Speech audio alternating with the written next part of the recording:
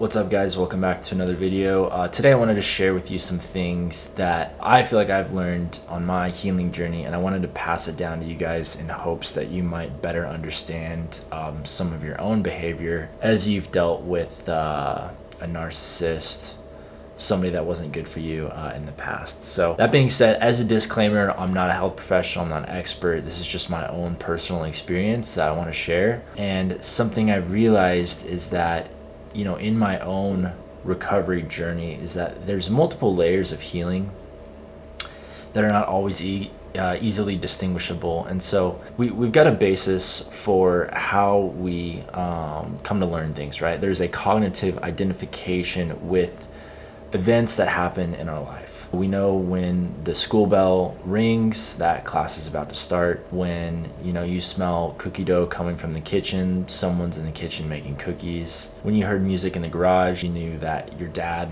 was working on the car. So our brains form these memorized set of responses in accordance with the anticipation. And not only does this play into how we relate with the world around us, but as well as our relationships with others. So jumping right in, let's say you had this relationship with a significant other, maybe it was a parent, a coworker, that they would do things at times or say something at times that would provoke this emotional response from you. Maybe it was when they would use this certain tone with you, when you would come home and the house smelled like alcohol, or they would say these words that were particularly harmful to you, like a certain phrase that would just, you know, completely ruin you. So what happens in these instances is that your brain is forming these memorized set of responses in anticipation of what's going to happen next. Why is this particularly harmful when dealing with a narcissist? Well, you need to understand a few things. Most narcissists will actually exemplify traits of bipolar disorder and borderline personality disorder. I was reading something online that like 40% will show signs of bipolar disorder, and close to 20% will show signs of borderline personality disorder. Borderline personality disorder is just this fear of abandonment. So they have these outrages, this impulsive behavior, mood swings. And what's interesting is, like, even though they want a loving, lasting relationship so bad, this behavior actually pushes that away. Which, you know, of course, it's like any of the 10, at this point there's probably a lot more, but any of the 10 main like personality disorders have the potential to be destructive. But when you start stacking a variety of these disorders within one person, that's when it can get particularly challenging to deal with. Narcissism is so much more than just being selfish or having this mindset that, oh, the whole world revolves around me. It often comes in addition to other psychological problems. So imagine these scenarios. I'm going to try to explain this really easily. But someone, you know, they say, babe, you didn't have dinner ready in time, like, you don't love me? Or something like, why were you so late coming home? Like, you don't even care about me. I can't believe you left the kitchen lights on while we were gone. Like, you're such an idiot. Like, were you just not thinking? And so, you know, so the idea here is that things get blown out of proportion. A narcissist will turn a level 2 situation into a level 10. And now the opposite is also true. Babe, I know I slept with him, but don't worry, we were just drunk. Like, it was nothing. Babe, I just went out and bought $1,000 worth of shoes for myself. I know we're $40,000 in debt, but I worked really hard this week, and, you know, it's not that big of a deal. Or, sweetheart, she's just a friend. I deleted those texts on my phone because my memory was getting full. So the idea here is that they downplay the consequences of their actions. And so a narcissist will also turn a level 10 situation into a level 2.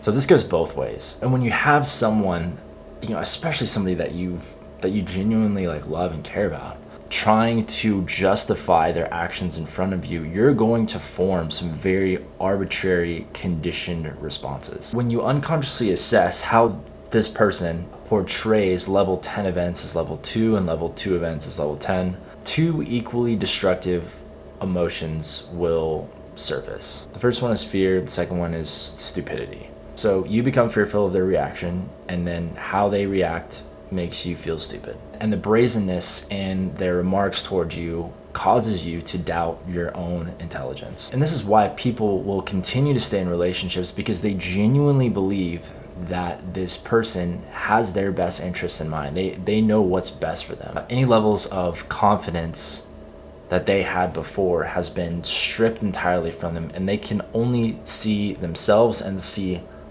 life through the lens of the narcissist. What it is just this form of control and manipulation that's happening in the foreground. Because here's the thing, it's like there's a strong likelihood that this behavior that is happening in a relationship right now was not present in the initial stages, right? In fact, it was probably the opposite. The guy or girl was like very charming, maybe it even felt like a fantasy, but you have to understand that this version of them that your mind is trying to hold on to does not exist, and there's nothing you can do to save it or return back to that point in time. Because here's what happens when you stay in this.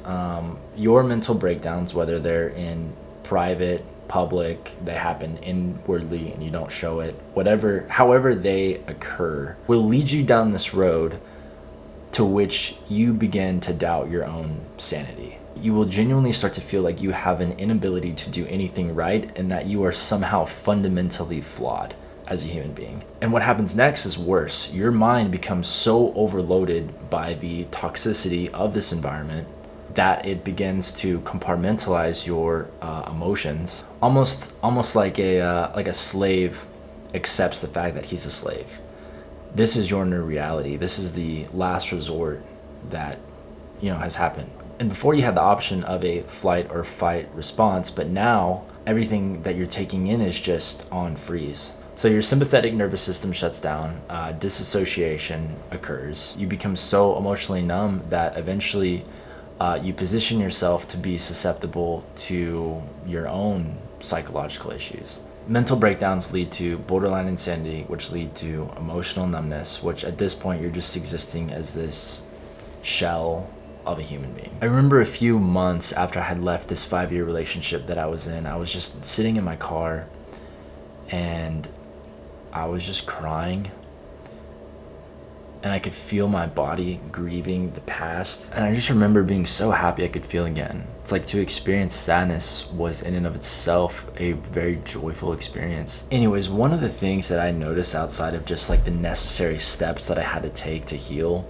were uncovering these unconscious beliefs that I now had to identify, and the biggest one was making decisions for myself.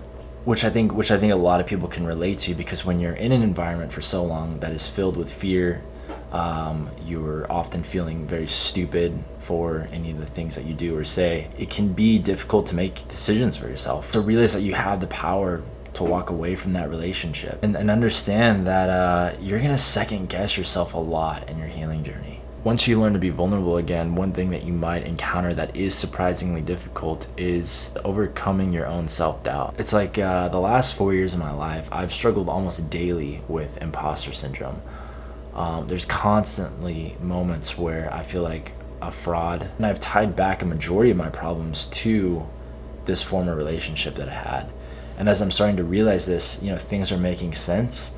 That being said, if you struggle with self-doubt or feeling like you don't deserve a happy life or to have a happy and lasting relationship, I just want to say that it's okay that those feelings exist, but know that self-doubt is just a voice in your mind.